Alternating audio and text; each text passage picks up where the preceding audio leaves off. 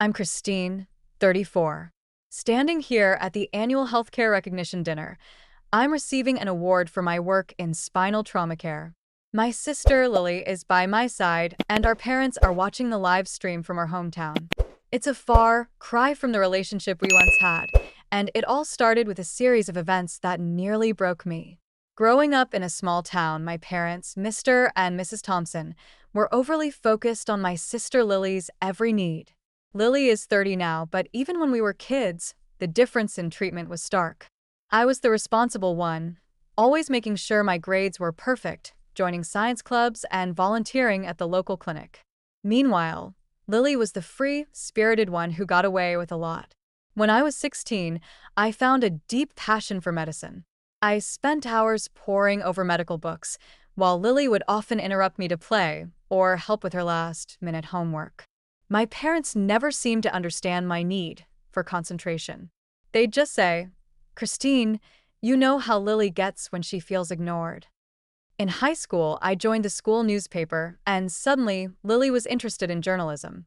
When I started dating Tom, a boy from my math class, she'd find ways to insert herself into our study sessions, wearing revealing clothes and laughing too loudly at his jokes.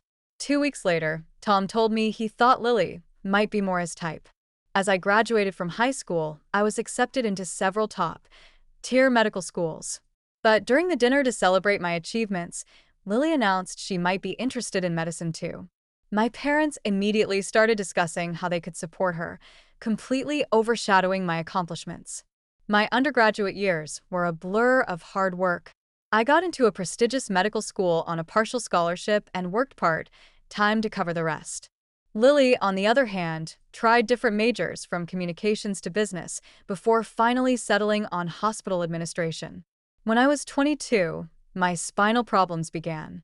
Initially diagnosed with a minor back issue, it soon progressed to a more serious condition that caused unbearable pain.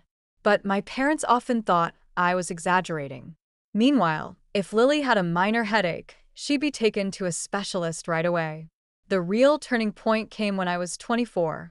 I had an emergency spinal surgery scheduled, and it just so happened to be on the same day as Lily's college graduation. I called my parents, my voice trembling as I explained the high-risk surgery and the long, painful recovery ahead. I needed their support, both practically and emotionally. But after a long, tense conversation, they decided to attend Lily's graduation. I went into surgery alone. When I woke up, there was no one by my side. Instead, my social media was filled with pictures of my parents and Lily at the graduation. A nurse named Sophie noticed I was alone and stayed with me after her shift ended. She told me about her own brother who had passed away and how a nurse had done the same for her family. After the surgery, my parents showed up 2 days later, acting as if nothing was wrong. They brought some gifts and talked about Lily's wonderful graduation. I was so angry. I told them I was being discharged and that I didn't need their help. They were confused, not understanding why I was so cold. I decided to move to a big city, far away from my family, to complete my residency at Metro General Hospital. It was there that I thrived. Dr. Robert Harris, the chief of neurosurgery, took me under his wing. He said the best doctors are those who've been patients, and he was right. I worked hard, and my dedication didn't go unnoticed. Over the years, I became the chief resident at the hospital. My relationship with my family became almost non-existent. But then, 5 years after my surgery, I received an unexpected call from my father. He said they were having financial difficulties because they'd been supporting Lily for years. A few months later, the hospital was hiring for a director of patient experience and administrative efficiency position. I was on the interview committee. When I saw Lily's name among the short-listed candidates, I was shocked. She came to visit me at the hospital, acting as if we were close and asking for inside information about the interview. I told her I had to recuse myself from the initial interview for ethical reasons. During the final interview, Lily performed well, but it was clear that 2 other candidates were more qualified.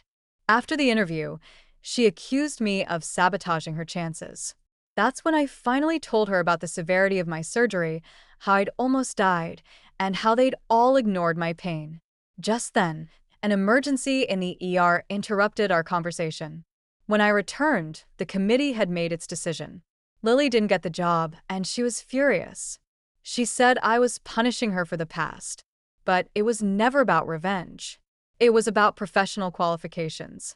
My parents then showed up at the hospital, asking me to help Lily. I explained that positions are earned based on merit, not family connections. Sophie, the nurse, then revealed the full truth about my surgery to my parents and Lily. They were shocked, and for the first time, they seemed to understand the magnitude of what they'd done. Lily later apologized.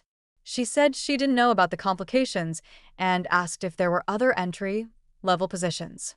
I told her I'd evaluate her application like any other candidate. A month later, Lily got a job as a patient advocacy coordinator at another hospital in the city. She invited me to meet her, and to my surprise, she remembered my favorite almond croissants from years ago. She told me she'd been in therapy and was trying to change. Over time, I saw real changes in Lily. She was taking responsibility for her actions and supporting our parents financially. My parents also started going to therapy, and they sent me an email apologizing for their past actions. Now, as I stand here at this dinner, I look at Lily and see a different person. We've both come a long way from who we once were. Family, I've learned, can be rebuilt on the foundation of mutual respect and genuine care.